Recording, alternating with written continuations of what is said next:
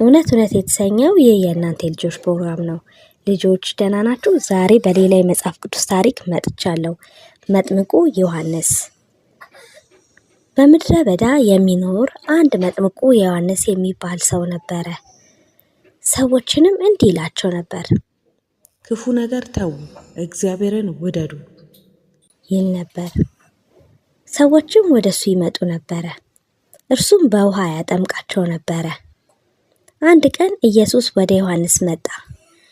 ዮሐንስ ኢየሱስን አጠመቀው። በዚያን ጊዜ ሰማይ ተከፈተ፣ መንፈስ ቅዱስ እንደ ርግብ ወረደ። እግዚአብሔርም እንዲህ አለ፣ ይህ የምወደው ልጄ ነው። መጥምቁ ዮሐንስ ኢየሱስን ለሰዎች አስተዋወቀ። ሁልጊዜ እውነትን ይናገር ነበር፣ አይዋሽም።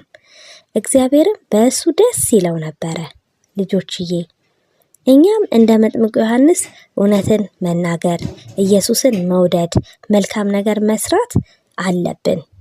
በሌላ ተረት እስከምንገናኝ ቻው የኔ ልጆች፣ ወዳችኋለሁ።